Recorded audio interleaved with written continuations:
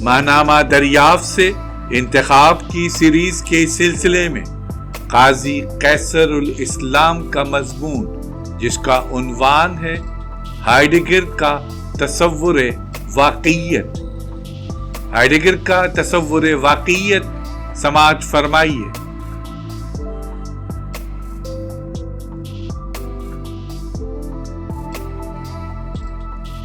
ہائیڈگر نے اپنی فکر میں ڈیزائن یا وجود فی العالم کی واقعیت کا جو مفروضہ پیش کیا ہے، اس سے اس کی مراد کسی بھی ہستی موجود کی اس کی اپنی حقیقی صورتحال کی واقعیت کا ماجرا ہے، یعنی ہستی موجود کی ایک ایسی حقیقت جس کے تحت یہ وجود اپنی اس دنیا میں رہتے ہوئے کہ جو اس کے لیے ہمیشہ سے ہی ایک غیر مانوس اور اجنبی دنیا رہی ہے، اور جہاں اس ہستی کو اس کی اپنی ایما و مرضی کے بغیر پھینک یا ڈال دیا گیا ہے۔ اپنی اسی صورتحال سے نبرد آزما ہوتے ہوئے یہ وجود اپنے آپ کا فہم حاصل کرتا رہتا ہے۔ بالفاظ دیگر یہ ہستی موجود کے شعور ذات کا معاملہ ہے۔ اپنی فکر کے اس موقع پر ہائیڈگر نے دنیا کو جن معنی و مفہوم میں استعمال کیا ہے، وہ کسی حیات داں کی بے کراں اور عظیم کائنات یا دنیا کا وہ تصور نہیں ہے جہاں کسی شہاب ثاقب کے ٹوٹنے کا منظر اپنی منور اور روشن لکیر کے حوالے سے کسی جمالیاتی دنیا کا ایک زندہ جاوید منظر نہیں پیش کرتا،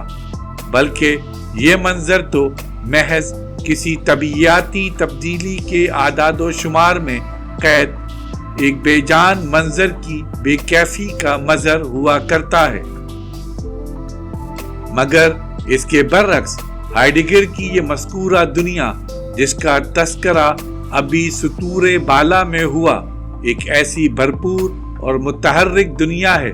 جس کا ایک ایک لمحہ اور چپا چپا روز مرہ معمولات اور دلچسپیوں نیز وابستگیوں سے عبارت ہے۔ یہ باتمام و کمال انسان کی مصروفیت و محویت یا اس کے مشاغل کار پر مشتمل ہنستا مسکراتا، چیختا چلاتا، بپھرتا چٹکتا، ٹوٹتا پھوٹتا، بنتا سنوارتا ایک ایسا عالم ہے جہاں شہنائی و ماتم بیک وقت آواز و سناٹوں کی ملی جلی فضا کو جنم دیتے رہتے ہیں۔ گویا ہائیڈگر کی یہ دنیا شیکسپیئر جیسے حساس و زیرک مشاہدہ کرنے والے تمثیل نگار کی دنیا ہے، یعنی یہ ایک ایسی دنیا ہے جو روم کے گلی کوچوں میں انسانی حسرتوں و مایوسیوں، آدمیت کے مروت و منافرت کے رویوں، عیار و مکار اقتدار پرستوں کی چال بازیوں اور ہرزہ سرائیوں، انسانی بے وفائیوں اور انسانی رشتوں کی دلسوز چبھن، قتل و غارت، سلوک و استحسان، عدل و ایثار، محبتوں شفقتوں کے جذبات سے معمور فضا کی حامل ایک مصروف عمل دنیا ہے، جہاں جولیس سیزر جیسا دوست اپنے دوست بروٹ سے شکوہ بلب دم توڑتا ایک ایسا انسان نظر آتا ہے جس کی پھٹی پھٹی حیران و ویران آنکھیں زبان حال سے یہ پکار پکار کے کہہ رہی ہوتی ہیں کہ ارے بروٹس، کیا تم بھی؟ چنانچہ ہائیڈگر کی اس دنیا میں زمانوں کے اس بوڑھے اور بوجھل سائبان کے نیچے پیدا ہونے والے انسانوں میں، جہاں ایک طرف انسانیت کے افق پر دنیا کے 7 بڑے دانشوروں کے علاوہ بودھا، سقراط، آگسٹائن، حضرت امام حسین، حضرت عمر اور دنیا کے سب سے بڑے محسن اور انسان کامل حضرت محمد مصطفیٰ صلی اللہ علیہ وآلہ وسلم جیسی شخصیات کے نام ابھرتے ہیں، جنہوں نے کہ تاریخ کا رخ موڑنے میں عظیم خدمات انجام دی ہیں۔ وہیں دوسری طرف بسا اوقات اسی دنیا میں یہ بھی دیکھنے میں آتا ہے کہ زمانوں کی کج رفتاری کے باعث تاریخی عمل کے دوران حالات کی تلخ و تند ہوائیں باہم دو قوموں کو ایک دوسرے سے گریزہ بنائے رکھتی ہیں۔ ہائیڈگر کہتا ہے کہ غرض یہ کہ میں اور آپ ہمیشہ ہی ایک ایسی دنیا میں ہوتے ہیں جو ہماری اپنی اور صرف اپنی ہی دنیا ہوا کرتی ہے، جہاں اگر ہم موجود نہ ہوں تو پھر یہ دنیا بھی ہمارے لیے وہاں موجود نہیں ہوا کرتی، اور اگر اس کے برعکس یہ دنیا ہمارے لیے باقی نہ رہ جائے تو پھر خود ہم بھی اپنا تشخص کھو بیٹھتے ہیں۔ ہائیڈگر بھی برگسا کی طرح انسان کو خود اپنے آپ کو بنانے والا، اپنے آپ کو سنوارنے والا کہتا ہے۔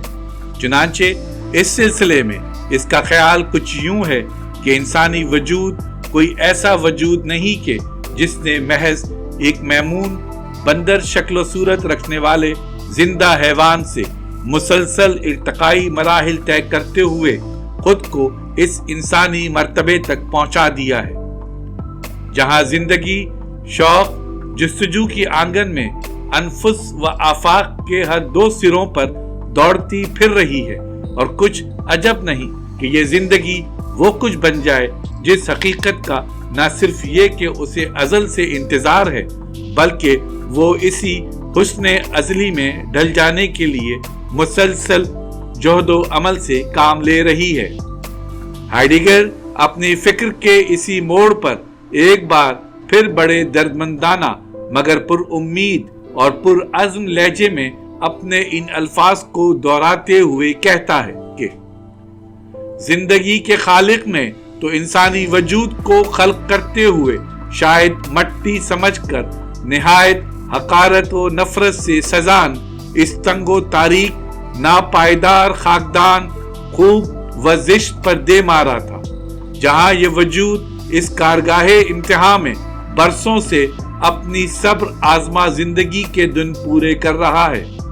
جہاں موت کی ایک مستقل دہشت سائے کی طرح اس کا تعاقب کر رہی ہے، اور یہ بیچارہ و غیر یقینی وجود یہ تک نہیں جان پاتا کہ یہ ظالم موت اسے کب اور کیسے یا پھر کہاں آئے گی۔ ہائیڈگر کے نزدیک بے مصرف اور بے مقصد یہ انسانی وجود کہ جسے ایک ایسی غیر مانوس اور اجنبی دنیا میں کبھی ماضی بعید میں نیچے عرش سے فرش پر پھینک دیا گیا تھا، اپنی مسلسل کوششوں سے اپنے چاروں طرف پھیلی ہوئی اس دنیا کی ایک ایک چیز کو اپنے لیے مانوس اور مطابق بناتا جا رہا ہے، اور اغلب امکان یہ ہے کہ کل کی کونا سال اور بوڑھی ایار و مکار تنگ و تاریک سناٹوں سے پر یہ دنیا آج سے بھی کہیں زیادہ روشن اور خوبصورت دنیا میں ڈھل جائے۔ ہائیڈگر کا خیال ہے کہ یہ انسان ببول کے کانٹوں کے درمیان رہنے کے باوجود اس کے گون کو چسپیدگی سے انسانی محبت و شیفتگی نیز محتاط اور میانہ روی کا کچھ اور بہتر اور پسندانہ سبق سیکھ جائے گا، اور اس بات کی قوی توقع کی جا سکتی ہے کہ آئندہ آنے والے زمانوں میں کچھ نئے نیوٹن اور آئنسٹائن، کچھ نئے شیکسپیئر اور دانتے ابھی اور ہم ہی انسانوں میں سے پیدا ہو کر دنیا کو فردوس بری بنانے کا بقیہ کام پوری تندہی سے پورا کریں گے۔ ہائیڈگر آگے چل کر مزید یہ سوال اٹھاتا ہے کہ مگر کیا یہ سب ہی کچھ اسی لیے نہیں ہے کہ امکانات کی ایک بہت بڑی دنیا کہ جو ابھی انسانیت پر منکشف نہیں ہو سکی ہے انسان کے سامنے کھلی پڑی ہے، اور وہ اسے مسلسل دریافت کرنے کی دھن میں لگا ہوا ہے، اور بالآخر اسے دریافت بھی کر لے گا۔ हाइडेगर भी जॉन डेवी की तरह इस दुनिया को फिक्र अमल की दुनिया करार देता है। हाइडेगर के नजदीक ये दुनिया सिर्फ शेक्सपियर और डेवी की दुनिया ही नहीं है, बल्कि इसकी नजर में ये दुनिया गालिब का बाजीचे अतफाल भी है, जहां हम मासूम बच्चों की तरह एक दूसरे से लड़ते भिड़ते भी हैं, फिर एक दूसरे को मना भी लेते हैं और मान भी जाते हैं। ये चश्मक करने वालों, मुज़हिक उड़ाने वालों की भी दुनिया है,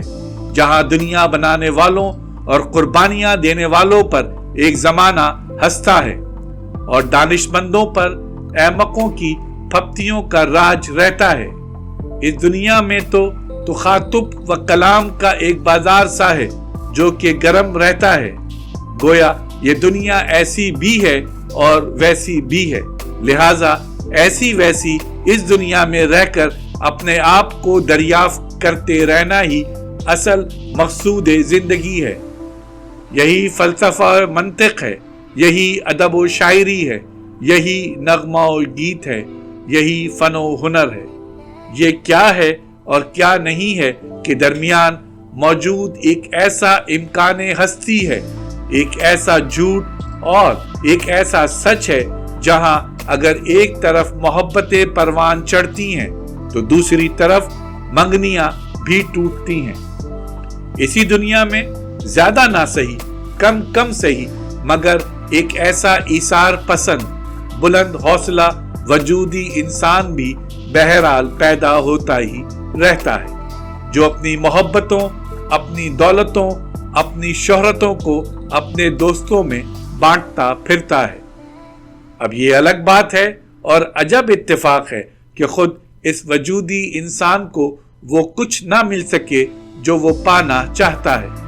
और वो कुछ ना बन सके जो वो बन जाना चाहता है। किस्सा मुख्तसर ये कि हाइडेगर का डिजाइन या वजूद फिल आलम भी शेक्सपियर और डेवी को इसी दुनिया में गालिब के इस बाजीचे अतफाल में और इकबाल के इस जहाने दगर में रहने बसने वाला एक इंसान है, जो कदम कदम पर जिंदगी और मौत से आंखें चार करता नजर आता है।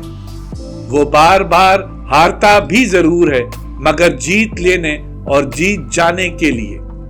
और बिलाखिर वो दिन भी आ पहुंचता है कि जब जीत बहरहाल इसी की होती है कि जीत जाना और जीत लेना ही इसका आजाद इंतखाबी अमल है। यही इसका फैसला है, और जो इसका फैसला है वो ही इसका मुस्तकबिल है। चुनांचे एक वजूदी का ख्याल है कि मैं वो बन जाने का मुंतजिर हूं जो मैं कभी अपने वजूद में अज़ल से था। हाइडेगर।